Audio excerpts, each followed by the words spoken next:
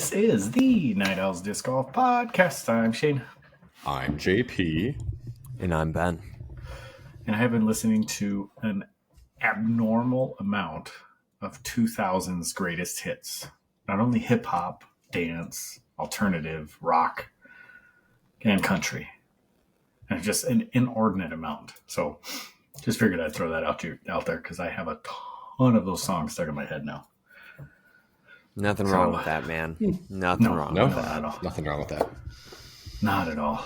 But, all right, let's hear your best dad jokes. But before we get to that, door_disc_golf, night_owl_pod, and then doordisc.com is where you can buy all your disc golf needs. And then YouTube. We're not doing really much with that, so you can check it out and follow us. So when we do, and if we do, you'll be there and ready for it. So with that being said, Ben, you want to give a quick cap of Casual Relief? Are there MAA? We're on a hiatus, an unofficial hiatus of just we've got one guy who's now started grad school.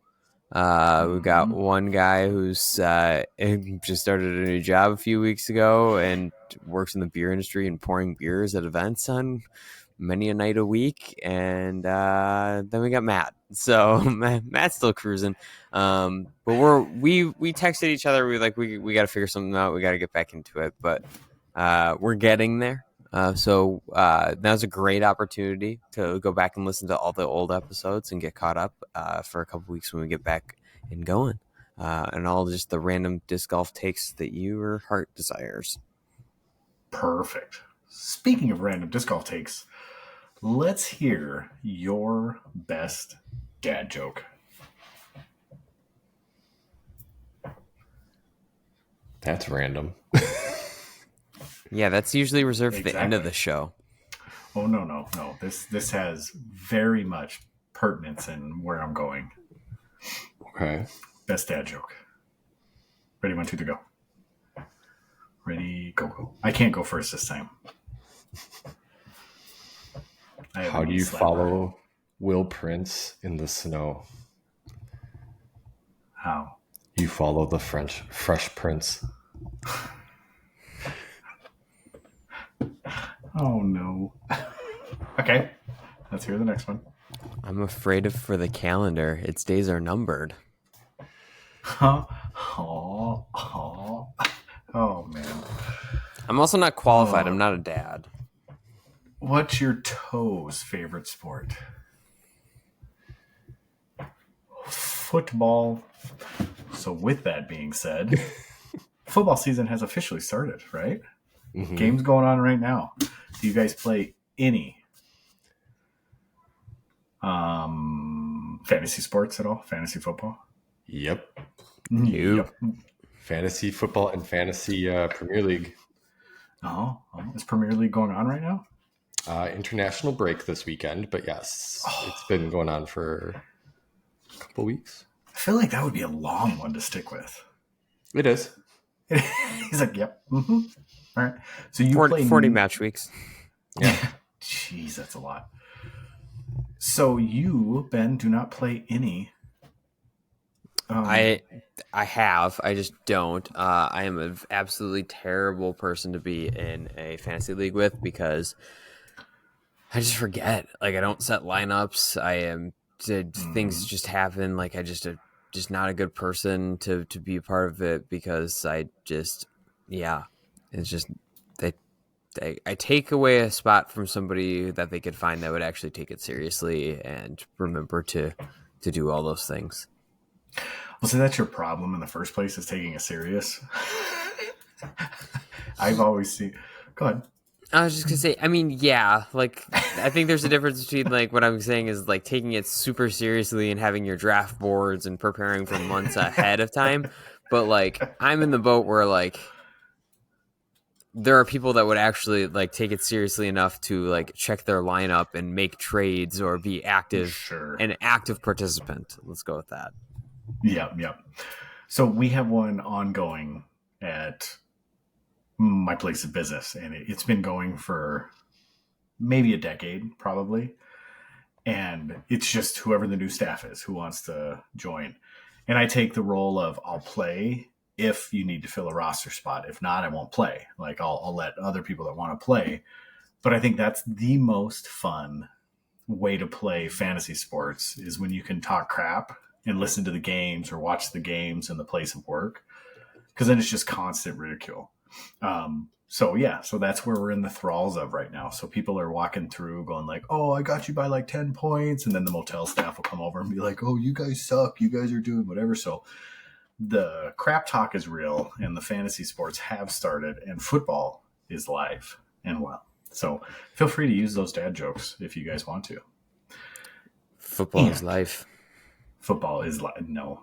It's funny because everybody finds out that I played football in college and then I get all the questions like, ooh, there's our racer again. Mm-hmm. Wonder if the mic's picking him up again. Is he picking him up again, Ben? I heard it faintly this time. Okay. Yeah, he wasn't as loud this time. Yeah.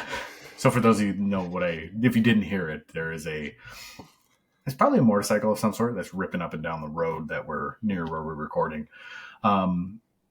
So what was I going to say? Oh, people find out that I played college ball, and then all these questions ensue. And I like, have you looked at me? I'm like 6 foot, 250 max. There was zero chance I was going anywhere. I got lucky and got to play in college, and that was that. But it's really funny. People are always like, "What would you do, boss? If? What would you do, boss? If?" And I'm like, I don't know, man. Like, not. I wouldn't. Like, I never had a chance, so I never even thought about it. It was just fun. So, with that all being said, why do you guys suck? Are we going to use the excuse we just don't play?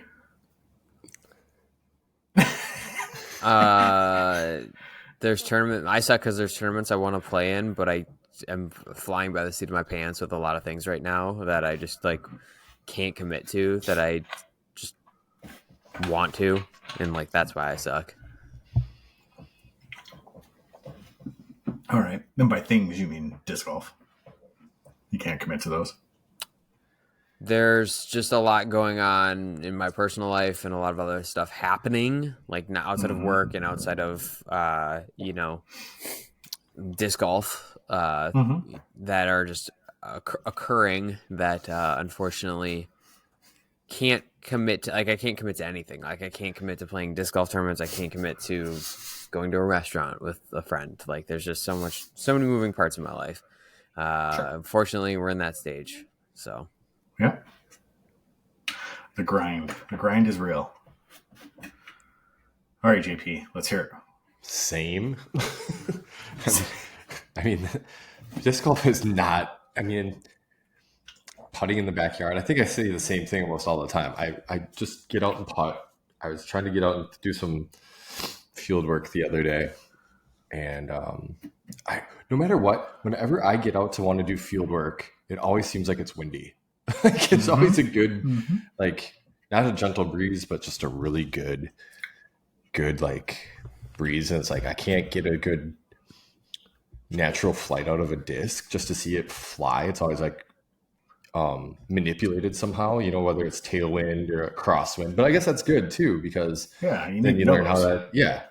So that's good. But yeah, just haven't had a whole lot of time. I probably honestly won't play a tournament until the fall classic, just because there's really no time. And then for some reason, like I really like playing that tournament. So I always feel like I do fine when I get there. Sure. And honestly, just giving the body a rest from playing disc golf probably is one of the best things to do right now. Sure. Yeah. And I guess for me, fortunately, the last 2 weeks we have my partner and I, whoever the random person is, has one league. So which is good for them because since I own the shop, I don't take the funny money, so they end up getting the full load of the funny money, which is nice for them. But I think right now I was humble brag. I was hitting putts from everywhere. Yes, Thursday. Like there was not a putt I wasn't hitting. It was incredible. But my upshots, on the other hand, which are usually money, were just off, just really off. And I think it was because the partner I was playing with was so close on everything that everything was a run. There was no such thing as an upshot. It was just like I'm gunning chains because my partner was close every time, but even those were just off. They were way off. So trying to dial those in, put my step putts back, my long putts back. So I think the time that I've been able to play, it's been working. So because I had a real long time where I just didn't prioritize disc golf, and I've been able to get back out there. I'm still kind of not playing as much as I was because of the mountain bike thing, but outside of that, that's kind of the only other hobby I have at the moment besides running my children every which way for doing all their different things. So do you guys just do doubles up there for just doubles? Yeah, we tried a singles league and didn't have the turnout that we wanted as doubles, unfortunately. Yeah, it's just too hard during the summer for people to get off multiple days for league, I guess. Yeah. Well, and I think the younger population, or the population that we pull from, they have so many different things going on every whichever night. So yeah, it gets hard, but that doesn't mean we couldn't run, because we might be pulling a different population if we do it on another night. But I did it for, maybe 3 years. And it was a decent turnout. We did it. I mean, that was for the first 3 years it was up here, and we had a decent turnout. We did doubles on Thursday and singles on Tuesday, and it was a good turnout. And then Bailey's got built, and we split the leagues. One stayed at Sister Bay, and one went to Bailey's, and that's kind of when it all fell apart. So, gotcha. Yeah, it ran for maybe another year or year and a half successful that way, and then that was about it. But we'll get back to it one of these days. We'll find some willing and ready people to take on the responsibilities, and we'll get back to it. You know, it's coming back for year 2. What's that? Putting league. Nice. Are you doing it? Yeah. Same place? Well, yeah, because it's free. Yeah. I should say putting league's not free, but the space rental's free. So that great. But yeah, very excited. My place of business will host putting league for the second year in a row. I spoke with our events coordinator people for that room because they sit in the desk next to me, so it's pretty easy. But yeah, very much excited for that. I think as the weather started to get colder by us, or as it starts to get colder, it's one of those things where I was like, I should probably start thinking about this, because otherwise these dates are going to be snatched up and we're not going to be able to do it. So, oh, absolutely. Is it still going to be Mondays? Correct, because nobody really books events on Mondays in those event spaces. So it is a bummer that it is a Monday. However, it'll just be $5 then. If we were to go any other night, like, your entry fee would have had to be probably like $10 to $15, depending on things. So, and that's a lot for a lot of people, especially, if you're got a lot of other things going on, especially in the winter, and, it's hard to commit to drop that kind of money every single week for however long. So very nice. I'll step out there and say, we'll lend any support you want us to lend again this year. I'll try to make it down to as many as I can. Wonderful. Yeah. So, so I think outside of that, here's a fun one. So what are the creative ways? Now, Ben, you may or may not be able to speak to this, because maybe you were punished this way, but what are the creative ways you've punished your children, JP? And maybe Ben, what are the creative ways you've been punished? Creative ways.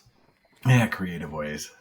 This is going to be a straight up brag on my part, because I was really proud of myself, because we've tried so many different things, and I was like, I'm going to do something different.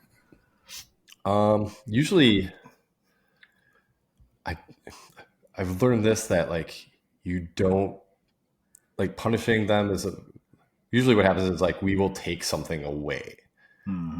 In terms of, so instead of the child getting in trouble, we say, oh yeah, whatever you're doing, if they really want to play with some toy, you take that away, and then once they behave, you kind of give that back. So you're not really punishing them, but you're taking something away, a want, or what they want at that point. So that's what we've been doing. With Lulu, we get a little more serious, and we're like, hey, you have to go sit in the corner for 5 minutes. Sure. Okay. And she will pout up a storm like a preteen or a teenager. Yeah. But I don't think there's anything else. Like I haven't made like anybody like, hey, go clean out my car. Like this is your punishment or something like that, you know? All right. What about you, Ben? Yeah, I grew up in the early to mid aughts. So like growing up, like we didn't have like iPads or, those really didn't become like a thing until I was like iPad, like the iPad came out and like everybody had like iPhones and like iPods. Like when I was like in late middle school to early high school was like when those became a thing. So my mom once, when my brother, who's 3.5 years younger than I, when we were like fighting, made us go just outside in the backyard and hold hands, and we weren't allowed to speak to each other for like 10 minutes. And my mom's a kindergarten teacher, so she has seen literally everything that you probably could have. This is like her 30th. This school year is, I believe, her 30th school year teaching. So like, how? So she is, well, if you talk to her, she's counting them down, and she's got 4 left after this until she's retiring. But yeah, she's seen everything under the sun as far as kids' behavior. But that is the one that like just sticks out of my brain. Mm-hmm. I like that. So the one that just recently happened with my son. So my son can tend to push the boundaries quite a bit. And he got in trouble in school. He got in trouble on the playground playing football. And hold on, it's not his first time. Mm-hmm. There's only been like 4 days of school. I know. Oh, I know. I know. Trust me. So he's the one. There's like the 3 Musketeers. That it's him and 2 other kids that they're like best friends. They hate each other. They cause trouble together. Like there's all these things now. I would say fairly innocent, like boy type trouble. They're not being malicious or tearing things up or anything like that. It's just stupid boy things. So with that being said, he got in trouble on the football field. So he got in a fight and a scuffle on the football field, and the 3 boys got in trouble, went to the principal's office, did all this stuff. So what I ended up doing was we've tried everything. I mean, we've tried spanking. We've tried taking stuff away. The gamut. You think of it. I've done the positive encouragement. I've done I've done everything I can think of. And it's getting better. He's maturing. Things are happening. But I was like, you know what? That's it. This is what we're going to do. So after, the punishment was laid out, I said, this is what we're going to do as far as the additional goes. I said, since you got in trouble on the football field, I'm going to treat you like one of my old players when I used to coach, and we're going to go do some punishment laps.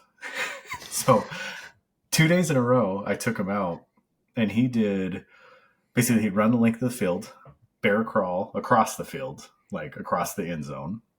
And then he would run back the length of the field, run to the field goal post, 10 push-ups, 10 sit-ups, 10 squats. And he did that 4 times. And then I had him run suicides. Oh, wow. And every time he touched the goal line, he had to do a burpee. So he, to go to 5, back to the goal line burpee, 10, back to the goal line burpee, 15. So, but he did a 50-yard. It wasn't a 100-yard suicide. And then I had him run bleachers 5 times. And I did that 2 days in a row. The first day, he's like, oh, okay. So they have tires behind the stands. And like the football players or whoever like flips them, they're just workout things. So after we were done, like we did a warm down lap just to make sure he doesn't cramp up, do any of that stuff, just stretch him out a little bit. And after we're done warming down, he's like, can I go flip the tire? It's like, okay. So we didn't work you hard enough. So the next day I kind of just upped the ante a little bit and made him keep running a little harder and like didn't let him stop. And today I was like, hey, you want to go or you want to go flip the tire? He's like, yeah, absolutely. Oh, you little punk. But he was tired. So I was proud of myself because it wasn't anything like, and in the moment as we were going through it, I was explaining to him, like, you don't speak with your hands, you speak with your actions. And I was like, when you get in scuffles, like, you got to understand that these are the consequences you have to face, and just kind of going through the whole, like, making sure you understand what these things mean and how you should actually handle them. But yeah, he was tired. It was fun. It was enjoyable. So hopefully he learned something from it, but who knows, maybe we'll get back and I'll have to run him even harder next time or try to find another different way. So yeah, but I like the holding hands in the backyard thing. I really like that. We weren't allowed to speak to each other either. That's the caveat. So you're just going to stand there. So were you like holding hand to hand, face to face, or was it like? Well, it was just like my brother and I like are side by side. Yeah, side by side, looking in the back. Okay. Meanwhile, our family dogs were running around in the backyard. But it's just like my brother and I are also like we're very competitive people. Like just always have been. But like it's so then it would be like one of those things. And it's like where we were holding hands and then like somebody's pulling on like somebody's hands. Did you finally just like everybody relax and then your mom was like, all right, come on in, or did it stay the whole time? No, I think my mom never, if I remember correctly, because this is probably like 2007. My mom probably was just like didn't set a timer for anything, and then just was probably just watching this unfold inside the house, and then gave up, and then went and did whatever else she wanted to do or needed to do, and then eventually, we were just like, this is stupid. Like, what's going on? And then eventually, like that was just the end of that. But I think that's because it was probably by design to get for my mom, for us to just like chill for a hot second. Yeah, to go away for a little while in a safe environment. All right. Well, cool. Well, hopefully you have some fun ones to tell us when you guys have kids, if you guys have kids. So with that being said, let's get into Thrower Hair Flipper. What'd you guys buy, if anything? I personally did not buy a thing. This is a week that I went desert on it. I didn't do anything.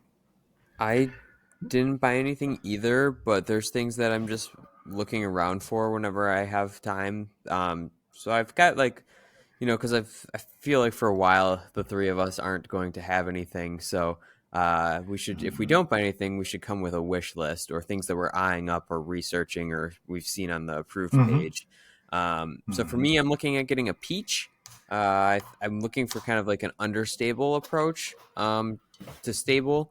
Because like I think like Toro Zone, like all those things are kind of like the same. Looking for something maybe a little more understable. So that's on my list. A candy. I want to see what the candy's all about from Clash Disc. So I've got that, and then there's a new putter from Axiom. JP, what's the name of that one that we were kind of speculating in Pixel. The Pixel. Pixel. Yeah, we were kind of speculating about that being the Simon Line putter. So yeah, those are the things on my wish list and my research list. So I didn't buy anything, but that's where we're at.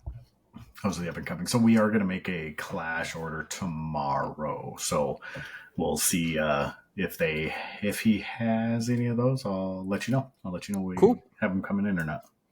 Cool. JP? Well, I bought something. Ooh, yeah. Let's hear it. I bought 2 of the KC White Skywalkers. Nice. And they should be here tomorrow. I think that's what shipping said. So I texted Casey like through Instagram. I just said, hey, as someone who throws FD2s, how similar can I expect the flight to be to the Skywalker? And he said, they are like the Lux Instincts that were in the mystery box. And I don't remember Lux Instincts. I remember Forge Instincts that are like kind of luster or glimmer. But I'm not a big instinct thrower. So I'll be interested to try them out. But they look awesome. Like the halo looks awesome. I got a black and white one. I think it's white with black halo. And then purple and blue, if I'm not mistaken. So excited to check those out. And then kind of some other things I'm looking at, but I don't know if I'll get them. I definitely want to get a time lapse. That's high on the list. And if I don't get a proto, like I think the stock runs are coming shortly. Yeah, shortly after. Yeah. 2 other discs that I don't know if I'm quite interested in. One of them is the Horny Toad from Lone Star, which is supposed to be more like their zone. They had the what was the most Artemis? Was that the most recent that And I just don't think that hit as what they were looking for as far as the overstability. Well, and they changed the numbers on the Artemis, and now the Horny Toad has the numbers that the Artemis had. It's a very strange happenings. Like they're not testing the discs before they release them or something. Like it's weird. They also changed the numbers on the Harrier to -4 turn, and then because that thing was very flippy, and then they released something else that was essentially what they wanted the Harrier to be. So it was a Growler, maybe, I think. Yeah, that's the new one that's coming up that I was thinking of looking at. And I think there was actually 2 other discs that they had changed the numbers on, but I don't remember what they were along with the Artemis. So I know, but like that's like Latitude when they changed the numbers. The Harpoon. They changed the Harpoon. That's right, Harpoon. Yeah. Well, it was Westside they changed all the numbers on. Yeah. That's right. So yeah, I don't know if I'm really looking forward to any. I mean, obviously the time lapse is one that I'll probably buy just for a hanger, the Proto. But outside of that, I don't know if there's. I don't know.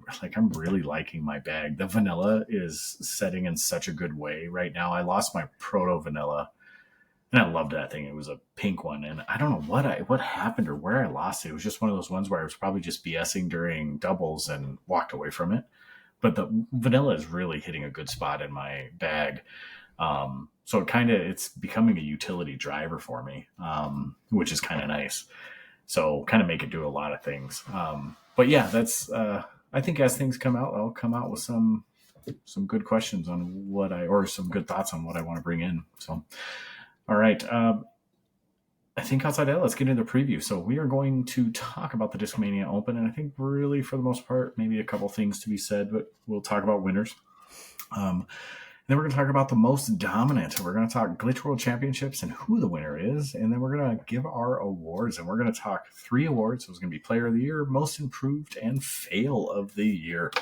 And then we'll get into Ben's random question, and then I'll give some shop updates. So with that being said, let's get into the Discmania Open. We have anybody that wants to talk about the Discmania Open, or we just want to reveal the winners? The only thing of note outside of the winners, Gavin Babcock did not win, but he, at the time of me watching it, I watched it for a little bit before I got busy doing a little sous vide action today. Gavin Babcock missed 10 circle 1 putts today. Or no, not today. Sorry, over the course of the weekend, not today. But he had, that's like wow. Circle 1. 10 circle 1 putts over the course of the weekend. So that's 15 feet to 33 feet. Correct. 10. Wonder if they were like circle's edge. Yeah, that's really hard to say without watching the full coverage from wire to wire. But he did end up. He placed third. Finishing in third. So. How many strokes back? 6. So there you go. There's his first place. Oh, well. Like Andrew Fish yesterday, I think shot -8, and that might have been the hot round. And then he just came up with like a +3 today. I was like, okay.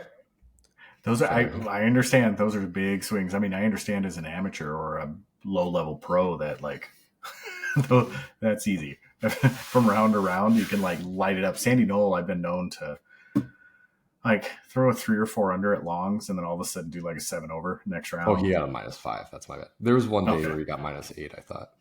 Yeah. But maybe not. But those things happen. Yeah. Well, so, then Ella, she finished the tournament, obviously winning, like we said, but with a positive, she finished +4. That was the lead score. Like, yeah. Out of 7. Out of 7. Yeah. I mean, you can only, you're only going against whoever's there. I mean, right. It was her and Deanne Carey and Juliana, top 3. I think it's more just where was everybody? I think that's more the conversation point when I say 7. Maple Hill. Was everybody, just practicing up for That's Maple my Hill guess. Then? Well, Owen Scoggins played an A tier somewhere and beat Cat Merch. Do not remember exactly where. But I was gonna say this is probably the lowest payout ever in Disc Golf Pro Tour history. If there's 7, a field of 7. Oh, Yeah. I mean, they haven't added cash, but still. Still has to be split, but it's still, yeah, absolutely. I'm sure. But the men had some notable people. Like Eagle went to a playoff with Isaac Robinson and it lasted 6 holes.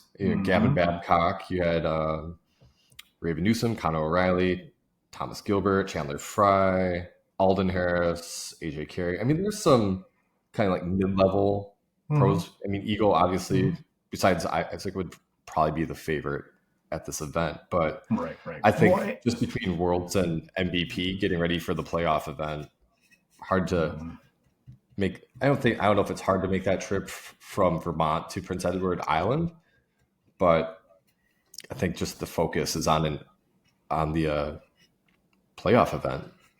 Well, I think that goes to show for both the event before and after Worlds, and especially if it's sandwiched between Worlds and the playoff or a playoff. I mean, it's not going to get that good of turnout. I know they're trying to cram in all these events, and I know that they adopted quite a few from the PDGA, but I think there's some ways where I think things could be organized a bit better for the top level, because it does feel like the Discmania Open was lacking. I mean, it seemed kind of like a second event. Tier. Exactly. Yeah. I mean, good place for someone to go win some money. Yeah. It's yes. I mean, I shouldn't say that about Silver Series, but it is kind of a. Well, yeah, that's exactly what it is. I mean, it's just not very quite hard. Fairy, but it's just very hard when you just played 5 rounds. Well, if you made the cut, the cut, you played 5 rounds, and then you got to travel after playing 5 rounds into another country across the border.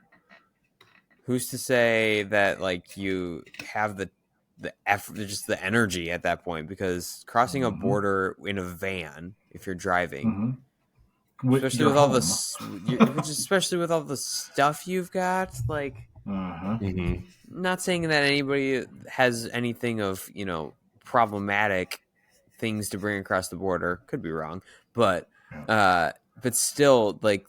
I don't not red flags, but I'm sure the Border Patrol's got some extra precautions. No. Weapons. Oh, okay, go ahead, sorry. Oh. But I will say, for winning, they got some pretty cool hockey jerseys. Yes, those were... The Canadian hockey jerseys were pretty cool. Those were pretty I don't know sweet. about the actual trophies. The trophy was like... The trophy was like Las Vegas Challenge. Like it was like this art piece that was designed by a volunteer. So like that's always cool when you have something local. Someone I think on Facebook said, "Oh, this looks like they just finished it up right before the tournament. Like it just came out of the kiln or something like that." I was like, "Oh, like fresh glazed, like that kind of situation." But the hockey jerseys were a good touch. Nice. Yeah, I'm sure Brody will have something to say about it. Hey, hockey jerseys are fantastic. Well, that's basically what we have for our team jerseys this year. Similar. Kind of. Yeah, kind of. They're like 3/4 length sleeves, aren't they? I can't remember what they are. I don't remember. I haven't looked at mine in a while. Good job, guys. Good job. Yep. All right. So Ella Hansen, congratulations. Eagle McMahon, congratulations. So now let's talk. Well, should we get our Maple Hill picks in? I know. I was just thinking about that too, because we didn't put it down on our agenda, but we probably should. Let's do that. Let's start talking FPO, or excuse me, most dominant players and what the criteria is, and then we'll have the discussion that is so, I guess, so easily riled up through social media, and a gentleman named Brody Smith about Kristen Tatar being that person. So most dominant. So how do you gauge most dominant, and how do you, like, who's more dominant, Michael Jordan or LeBron James? Who's more dominant, Nolan Ryan or whoever the best pitcher is right now? Can you really compare those two with the way that not only the equipment they're using, but the way they take stats, the way they measure the speeds of things, the way they on and on and on. So there's so many improvements that happen in sports over time. How can we truly gauge most dominant players. I think the debate that Brody's having is a lot easier to have because it's simply with FPO. And not simply, but there has only been maybe one other individual that even comes into that conversation, in my humble opinion. And you... I think there's three. I think there's three, but it just goes in eras. Like, it's just not like it's pretty cut and dry. Like, you have the Des Redding era, the Juliana Korver era, then you had the Val Jenkins era, then you had the Paige era, and then now we're in the Kristen era. Like, see, but that's what I'm saying, because I think Valdez and Juliana Korver, I don't think that you can say that they're comparable. And I think the reason why is because of the disc technology, the courses, the field sizes, the competitive nature of it, how all that goes. I don't know if they're in the same class as Paige and Kristen. I don't know if I could rightfully, in my mind, put them. I think for their era, I think you're completely 100% correct. Like, if we're just talking dominance, though, I think like you can say that, like, if we're talking people who have dominated, I think then that's like, then we should definitely bring them into the fold. Sure.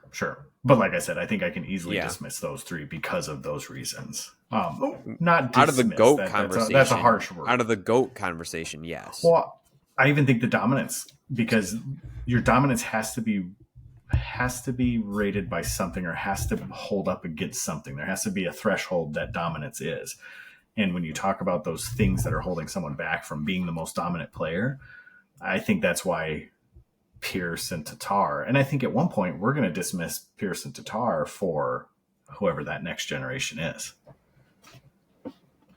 No, because I mean, simply they didn't play against the same caliber of player that these women are playing against now. Yeah, is it a season by season kind of analysis? Like, obviously, like the past 2 seasons, Kristen's dominated, and she's the first name out of anybody's mouth because nobody's on her level the past 2 seasons. Mm-hmm. Whereas like 3 years ago, you had that debate between Kristen and Paige. Like, it was more neck and neck. Right. And then same thing, we had, excuse me, the year when Katrina and Paige split player of the year. Like that, there wasn't real dominance. It was kind of same. Obviously, that was points based and whatever, but you could argue that either one of them. Now we're seeing nobody coming to the amount of wins that Kristen has, nobody getting the amount of money that Kristen's won. Mm-hmm. You know, but Paige in her era, or I shouldn't even say it because she's still there. We just haven't seen her because obviously of the injury. Right. But she had years where she was dominating. Yes. She still, I mean, pre-injury, she still had a chance to I guess, overthrow what Tatar is putting out there. And I think you're right with the recency bias. Tatar is the thing right now in FPO. If she's in there, she's the favorite. She's the 17, 18, 19 Paul Macbeth. You know, or 17, 18, 19, 20 Paul Macbeth for that matter. She is the person right now. And the contrast between MPO and FPO is that there is no MPO player that is dominating the sport like Tatar is currently in FPO. True. Yeah. So I think that Brody has a point. I mean, I don't know if there is. I mean, yes, like I said, there is recency bias, but presently, as of September 10th of 2023, I don't know if you can make a case for anybody else being more dominant than Kristen Tatar is. It'd be interesting to stack up Paige's, what you would consider her most dominant season, like say like margin of victory, like strokes, average finish that compared to Kristen's, and then kind of break it down that way. And yeah. And then I think they'd be close. Yeah, I think you're right. But in terms of accolades right now, and Paige is definitely still ahead, in terms of like kind of like GOAT situation, but that could all change. I mean, Kristen is getting a little older, but even being older in her prime right now, she has a good chance. I mean, even right now, she's got the chance to get the Grand Slam for the year. She's already got the, 4 in a row, but to do it all within a year would be pretty special. Right. You know who the real star of the Kristen Tatar show is? Her accountant. The amount of taxes she's got to do. She wins everything in so many different states in a foreign country, nonetheless. Crazy. Yeah. Well, and she is officially a Nike-sponsored athlete, so everywhere she goes, it's incredible. I mean, she's doing stuff and she's bringing eyes to the sport. I'd say unlike anyone else. Is that a hot take?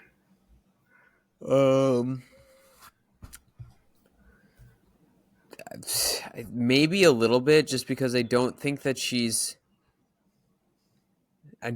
bringing newer eyes to disc golf. I think she's retaining eyes, right? Like, I think like there are like the people that I think what makes Kristen special, not from her, in part because of her play, is that she has slowly transitioned disc golf viewership from, I'm just showing up, I'm just going to watch MPO, or to, well, no, I want to watch FPO. I want to watch Kristen smack the field around. I want to see how far she throws. I want to watch Kristen duke it out. Like, I think that is more so where the value is coming from, is that she is getting more eyes on FPO that are already watching disc golf.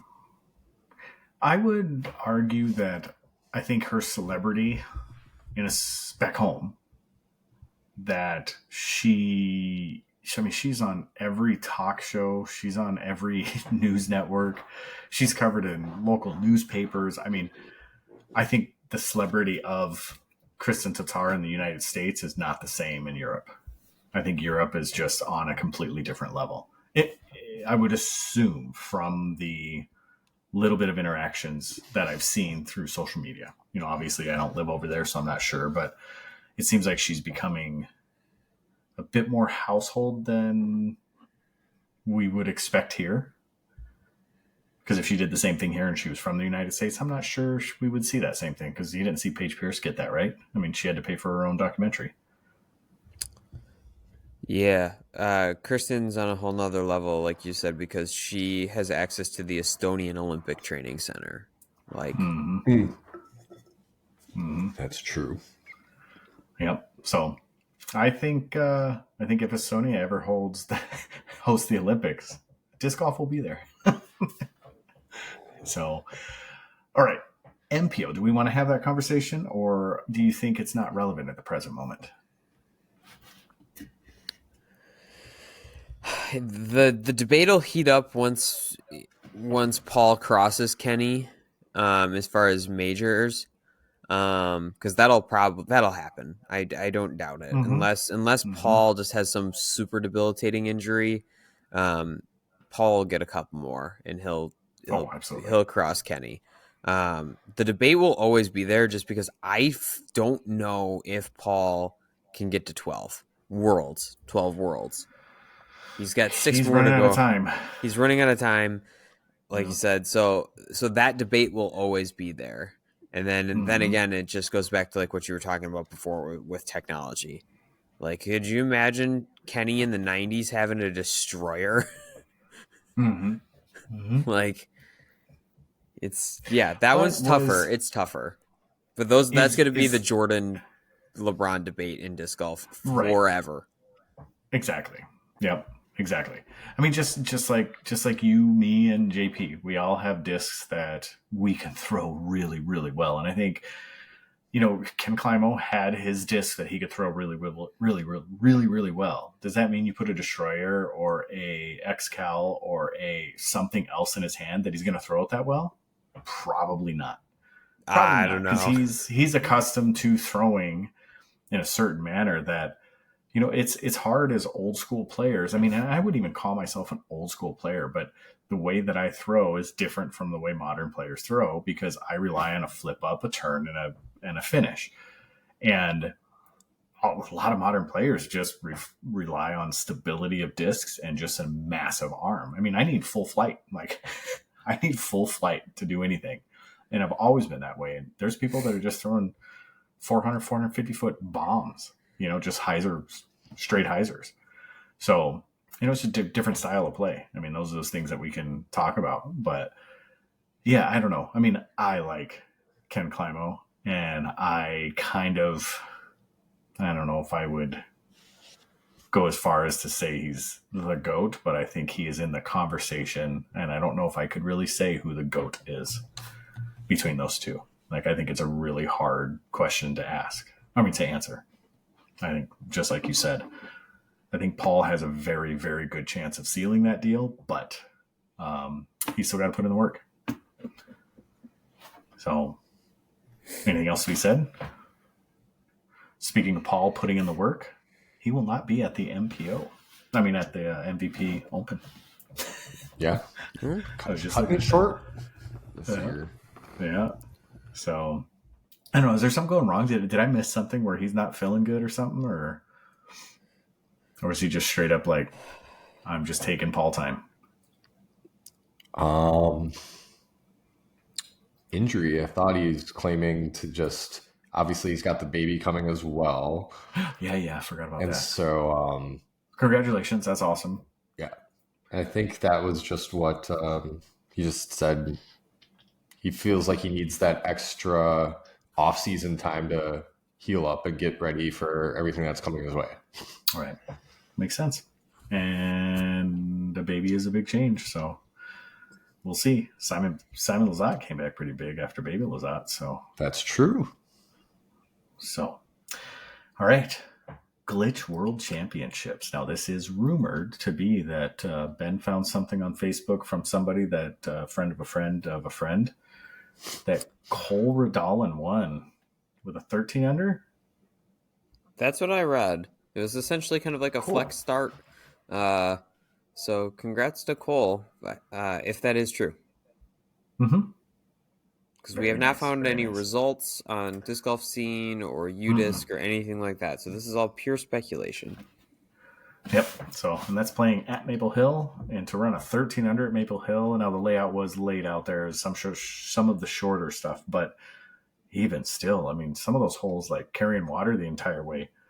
I mean, it's impressive. So, like, what is it? The eight holes, right? Eight. Yeah. You're still carrying water on 8. Mm-hmm. I mean, that's fantastic. So, I am looking forward to the MVP Open. I will make sure that I watch this one.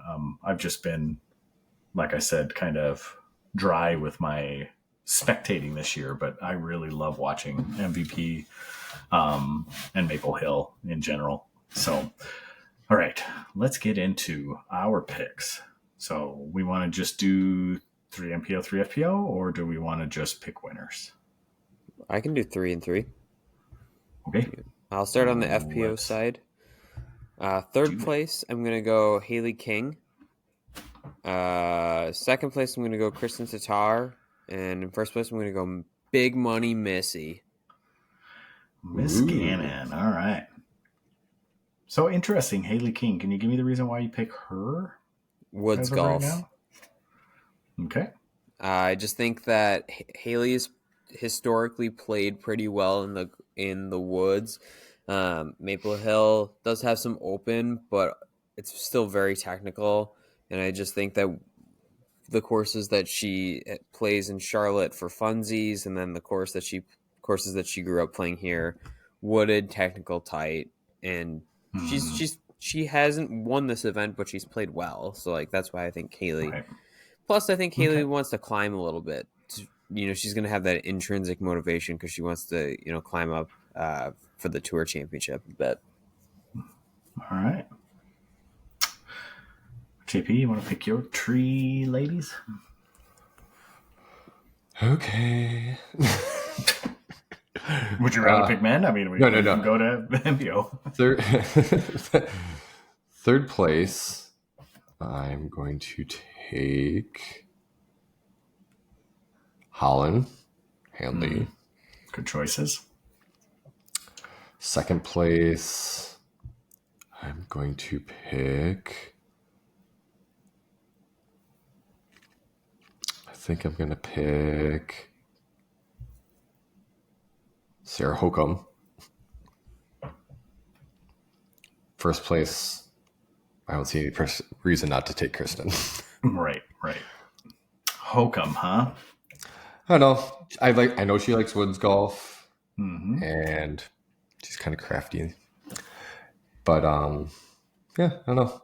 Just MVP player, MVP Open. Sure. Yeah. All right. I will run Hanley, Gannon, Tatar. So 3, 2, 1. So Holland Hanley in third, Gannon in second, and then Tatar for the win. By the way, Tatar is only 6 points away from 1,000 rated. And if I remember rightly, other than her last round at Worlds, she averaged over 1,000, didn't she? If you take her last round out, believe so. And she's tied right with Paige for the highest rating ever. All she has to do is bump 1 point and she gets it. So good for her. I want to see an FPO player bump that 1,000 mark. It's impressive. So with that being said, let's get into the male or the mixed pro. So I'm going to take Lazat in second.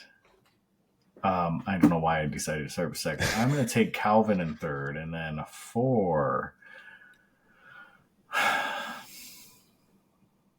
I'm going to take Isaac Robinson for the win.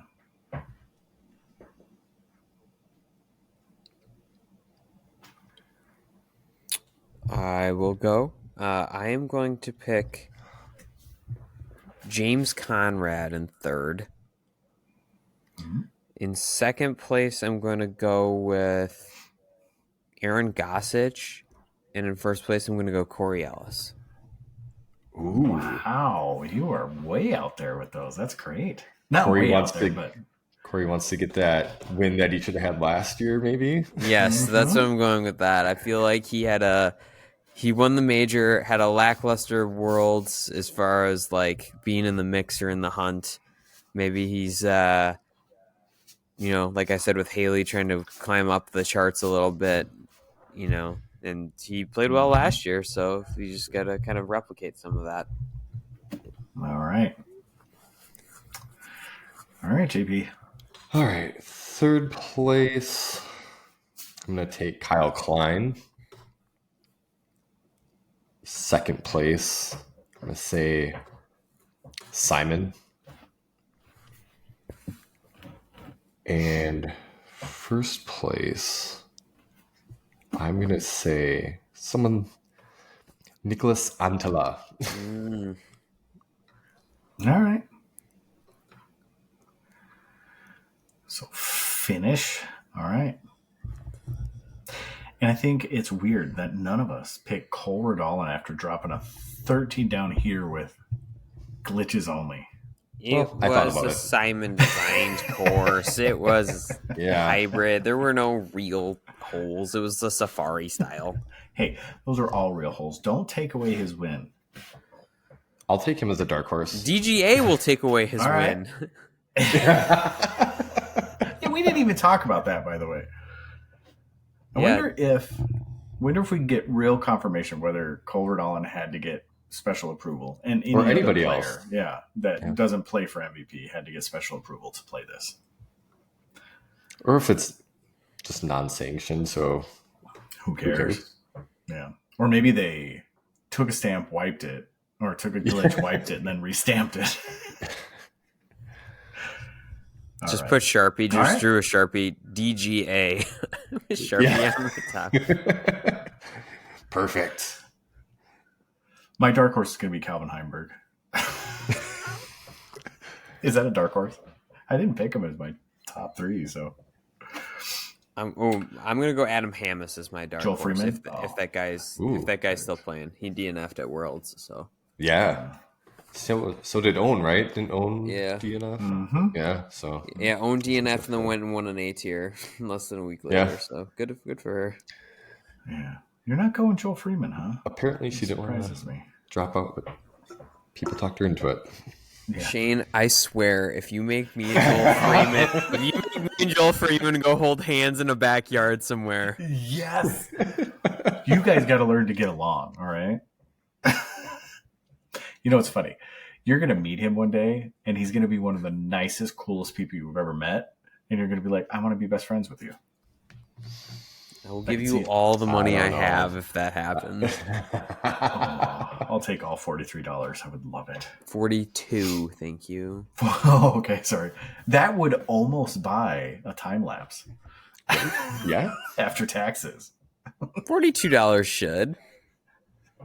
It'll be close. What, $39.99 plus tax? That's MSRP, homie. What's the sales tax rate in Door County? 5 or 5.5? Yeah, 5.5. Yeah.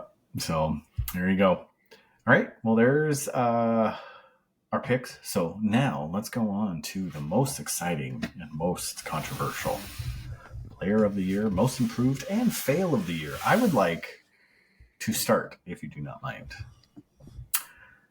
because I want to get the good picks before you do. So here we go. Most improved, I'm going to start with. And most improved, I have two young men on my list. I'm going to say the one that I'm picking, but I'm also going to say the one that I'm thinking of. But I'll wait. I don't want to pick your guys. So Isaac Robinson, I'm going to take as most improved. I think it's pretty point and shoot why I'm picking Isaac Robinson as the most improved. And then as a FPO most improved, I'm going to go with Holland Hanley. Because she did finish third in Worlds last year, but outside of that, there were really no notable finishes. She was maybe peeked into the top 10 a few times, but this year she has been consistently up in the top 10. So she has been a bridesmaid quite a few times. So between those two, those are my most improved picks. All right. What do you guys think? You want to go down the order, or do we want to, you guys give your most improved as well? I'll give my most improved. Let's hear it. On the men's side, my most improved is going to be Matt Oram. Okay. I mean, to kind of go from the bottom to now being 11th in points. He won a silver event. He's just been playing consistently good golf, finishing the podium in a major. Like, Matt Oram's going to be my pick on the MPO side. And then I'm going to go Kat Merch on the FPO side. Not that she was necessarily a bad player before, like last year, but like to get her first win, to be at the top, she's had only, like, I'm looking at her finishes right now. She's really only had two bad finishes. 3. She started the year off slow as far as, like, in Vegas she had 34th, and then Music City 24th, and then 21st at D-Glow. So outside of that, she has not finished outside of the top 20.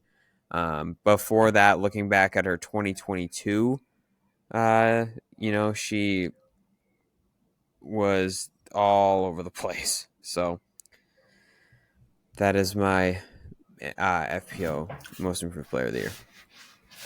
All right. JP, you are the last. Oop, hold on just a second. Hold on. Isn't there a song? Oh. Hold on. I can't remember. Okay. That's the one. My most improved is another Robinson, but it's Ezra Robinson.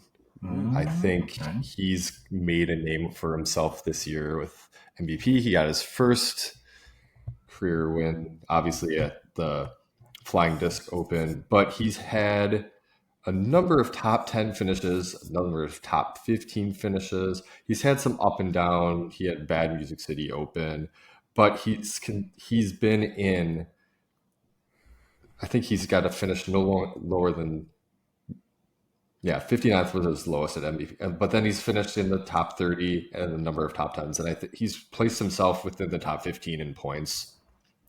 And then I was thinking Cole Rodon as well was pretty good this year, but Cole's had a real up and down year, but his points, he's in the top 10. So that's my MPO pick is Ezra. FPO,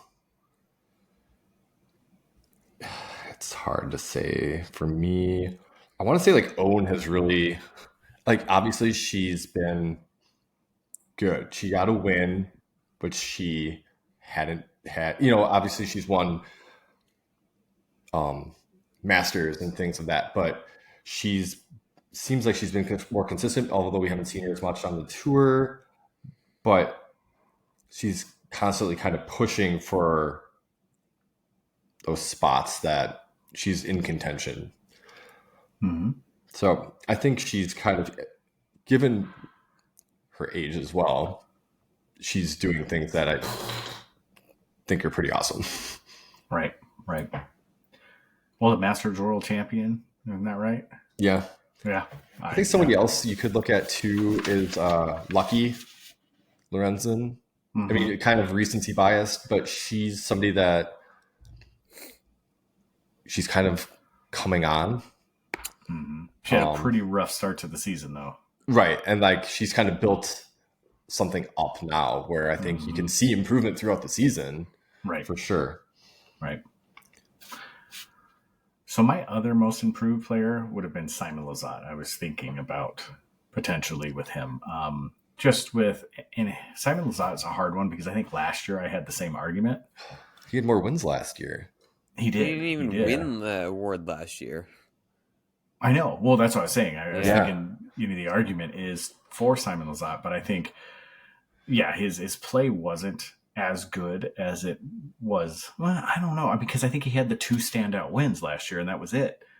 This year, he has just been like kind of on a roller coaster. Not a roller coaster in a good way. He's just been right there. He's just been playing pretty steady, pretty well when he shows up. He doesn't really have any big flops, but I don't know. I think I just like Simon, and I want him to win something. His 2 worst Pro Tour were 51st at OTB and then Vegas.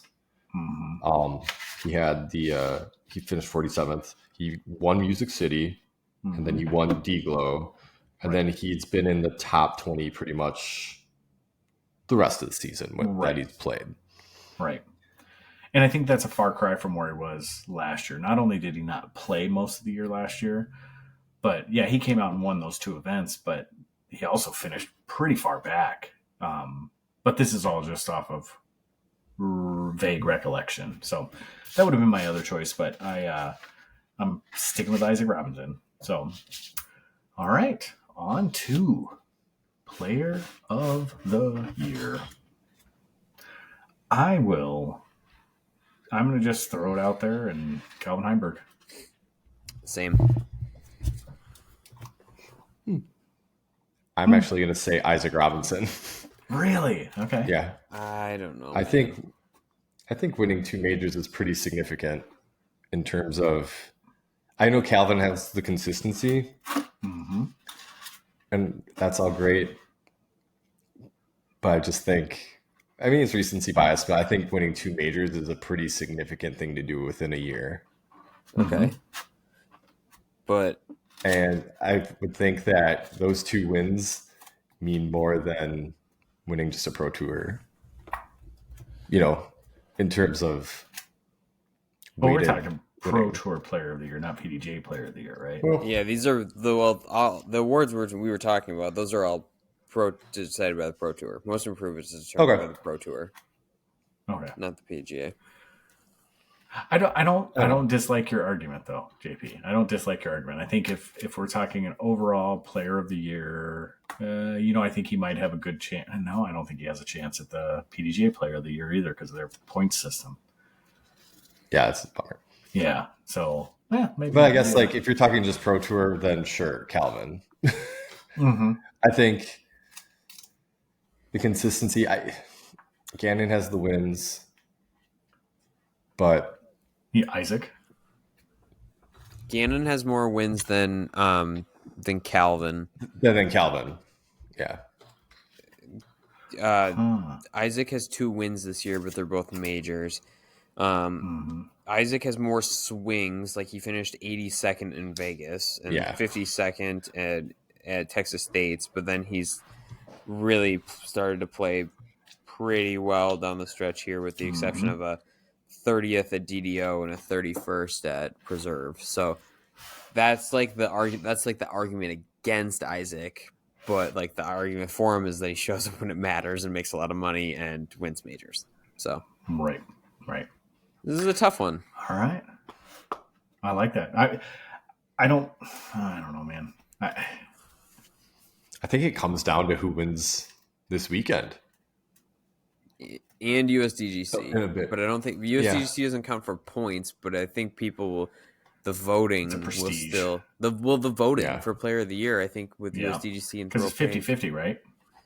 Let me look up the criteria. Pretty sure that's how it works now. And by the way, where's our ballots? Why haven't we got? All right. Well, FPO. I don't think we all really just say it at the first. At the same. Ready? 1, 2, 3. Tristan Tatar, or if you're own Scoggins, Cha Cha. Cha Cha? Yeah. Her nickname is Cha Cha? Owen called her Cha Cha in an interview. I don't know if it was on purpose or on accident or what. I don't think it matters as long as we know her name is Cha Cha.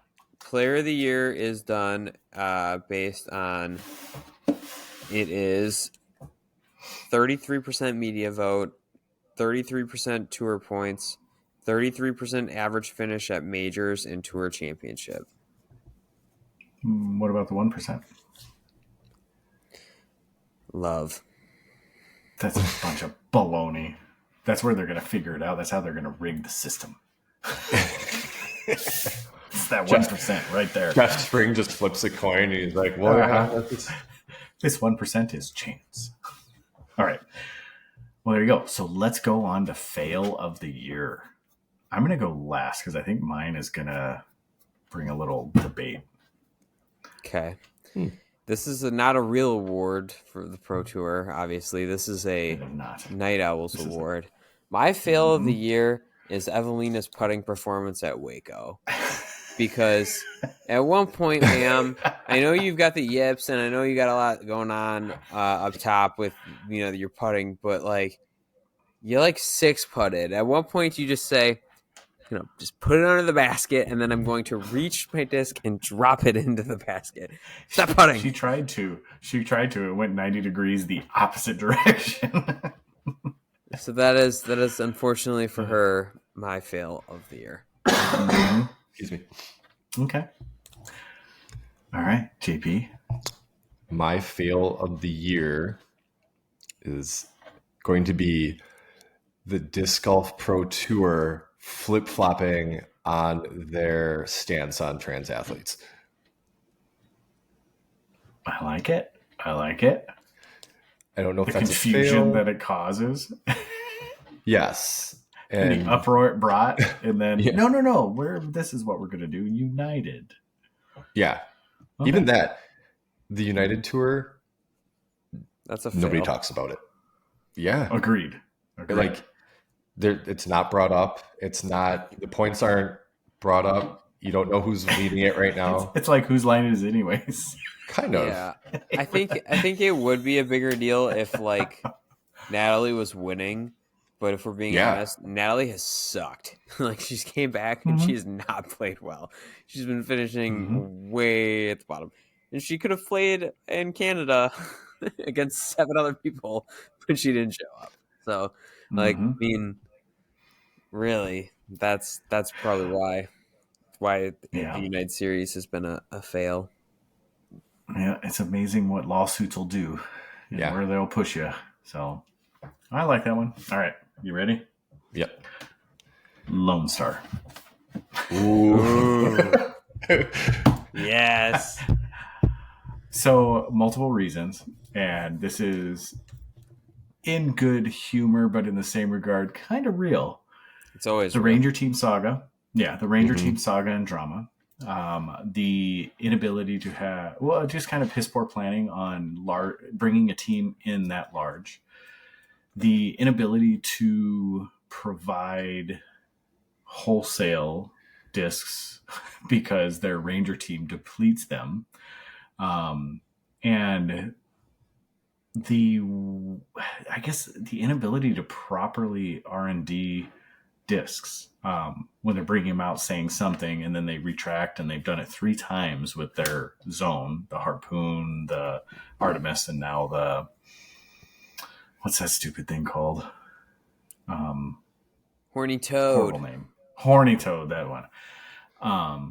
I'm sure it's a beautiful disc. I mean, I love their plastic. I love all that stuff. But I think there's just this race to be the biggest and best when there's no need to, and stumbling the entire way. Do you consider it a fail that, with the exception of Emerson Keith's win at the OTB Open, none of their players have done diddly squat this year? Right. I don't know. It should have been a bit of a red flag to see them tiptoe around very obvious issues. And it should have been a red flag with the players they were onboarding. The player they were onboarding. And how much stuff was being thrown at his feet without any proof of change. I understand everybody knows my opinion about Nicola Castro, and I support him fully, 100%. I think his actions deserve consequences, and every time he gets back on his feet, someone throws something right in front of him again, because he's a good player. But man, Lone Star really threw a lot into him. So, and I think that's because he's not doing anything. Has he done anything this year? In terms of play, no, but he's released discs that have sense or something in them. Yeah. Sage. Yeah. I don't remember what it was. Yeah. I don't mind that idea. Like, I don't mind, because it's different. It's something fun. It's different. And it's not unique because it's happened before. I have an orange Judge downstairs. I've had, what was the series of discs, JP, that came out that were like 4 different flavors? There was like banana, orange, strawberry. Was it the DD discs? They were all scented. Yeah, they were. I forgot what they were, but they were DD discs. Yeah, so that's not abnormal. And then Gateway did the hemp stuff, and not to be confused with Steady Ed's Ashes. Oh yeah. How many discs was that? 100 of them, or is it just the one? I'm not sure, but you can still buy some. You can get some, yeah. From DGA. Seriously? Yeah, you can get some on DGA's website. That's weird. It is. So you're saying you're not going to do that with judges? You don't want us to do that? No. Send your ashes to DD. Exactly. These are the chain judges. I have been very, very upfront with everybody that knows me. If I die and somebody wants to dedicate something to me, don't. Like just let me die. Can we name a bathroom after you? No bench, no disc charger, no. The gas man lies here. Yeah, exactly. Okay, maybe that. Gas man memorial, and then it's a porta potty. I'm okay with that. I'm good with it. Yeah. No, I don't need any of that stuff. Nor do I want my ashes to be put in a disc. Just not. Well, maybe in a disc when you throw it and then it just goes all over everybody. That'd be pretty cool too. I wouldn't mind that. Would you say that Prodigy is the biggest surprise of the year, the company itself, from going from the lawsuit with Gannon to having their players be pretty much near the top? Maybe Prodigy players. I don't think Prodigy. Okay. I would say the Prodigy players. Yeah. We'll see. We'll see in moving season when we start talking about who's going to pick up who and doing our speculation and actually seeing who leaves or who stays with Prodigy. I just simply don't see Prodigy having enough money to keep the talent they have if they're at end of contract. They have enough money to pay the lawyers to keep them in a contract, but they don't have enough money to keep the players that are out of contract. I mean, Isaac was on Tour Life the other day, and he said he's pretty happy at Prodigy, and I think his contract runs through 2024. But obviously, with the World Championship, he's probably going to get a little bit of a bump up, as he should. He should. So it'll be but remember, Holland Hanley was pretty happy with DD, but she was open to changing, and sure enough, she left. So I don't know. I like that. I mean, I don't know. I'm still really harsh on Prodigy, but I'm giving them credit where credit's due. So they're coming out with some good plastic. They're cleaning up their act a bit. So I guess now I'm more harsh on Lone Star. I was so good on Lone Star when they first started, and then all these stumbling blocks. So that's my fail of the year. There you go. Ben, what you got for us, homie? All right, so you're gonna have to let me finish because there are a couple rules to this. Oh boy, I don't like rules. The question is going to be, just let me finish. Let me in full. What is something that in one sitting you could eat 50 or more of? And the rule is that you can't do like pieces of cereal or grains of rice, and you can't pick wings because that's an obvious or kind of dumb answer. So you could pick like bowls of rice or bowls of cereal, but you could not pick grains of rice or Cheerios. Because that, of course, you can eat 50 Cheerios or 50 grains of rice. This is my theme song right here. So, tacos. Like Taco Bell tacos or like street tacos? Or any taco? Okay. I don't care. Mix them up. I mean, that's... So you're down in 50 plus tacos? Oh, I'm down to 50 plus tacos. I can... If they're like soft shell, good tacos. Like, not these bull crap. Like, it's okay. I've said it before. I'm in the culinary industry. But this bouginess that kills stuff... Like, I don't want any of these bougie tacos. Like, give me some, like, good fish tacos, pork, carnitas. I mean, al pastor, birrias. Like, sure, let's go with that. I don't need any of this stuff like I don't know, like balsamic reduction with Brussels sprouts and, like tofu. No, get that crap out of here. Just give me some good tacos. I don't want lettuce wraps either. I want tacos. The greasier, the better. Well, maybe not. I don't know if I could last the 50 of the greasy because it would probably be coming out the backside. So, in the toilet. So there you go, tacos. I mean, my answer is red vines. Oh man, the big the little pop the lid off. Mm-hmm. Well, I mean, yeah, like I could probably eat a whole. Thing of those and feel terrible about it later, but they're so good going down. So good. And I will tell you what, do you remember when Saturday Night Live came out with Lazy Sunday, the skit, Andy Samberg, and I was on Red Bull, or not, I was on Red Vines and Mr. Pibb way before that. I love Mr. Pibb. Yeah. Sadly, I don't drink soda anymore, so I miss Mr. Pibb and Dr. Pepper. But yeah. I've been on a Dr. Pepper kick. I found Dr. Pepper Zero. Man, all of them.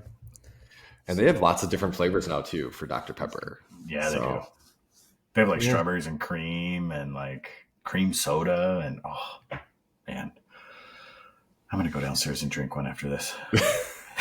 Then you're going to be flying till like 2 a.m. with the caffeine content. No. It's, I don't know if it's like the ADD or what, but like caffeine doesn't do. I mean, if I do a crazy amount of caffeine for sure, but no, usually like a soda or two don't bother me. I'll go right to sleep.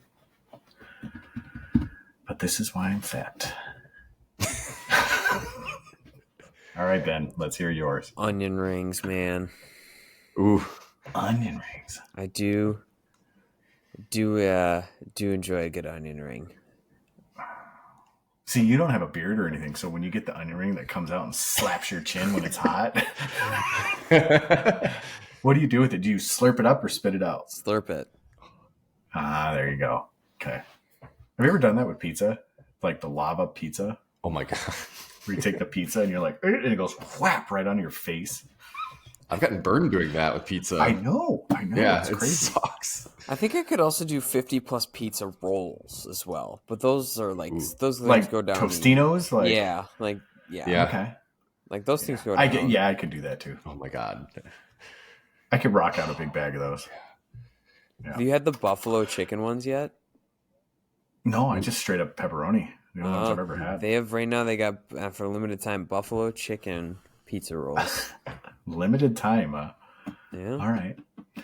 So the one thing I find myself eating a lot of when we have them, and I grew up in Southern California, so I was exposed to Mexican candy, which is like sweet, salty, spicy candies. And they have these things called, what are they called? Anyways, they're little balls. They're strawberry balls. They're like pica fresa. So it's like strawberry, but they're covered with like a chili powder. And I can eat 50 of those without a doubt. But the newest thing that I found is it's like chamoy candies. I don't know if you know what chamoy is. It's kind of like a dipping sauce that you put like fruit and stuff in. Yeah. So chamoy and tahini, and they'll take the gooey nerd clusters. You know, the little nerd bites. I know exactly what you're talking about. I've seen cover them in chamoy, then cover them in tahini. Dude, they're so good. I bought a pound of them the other day and I took them into work.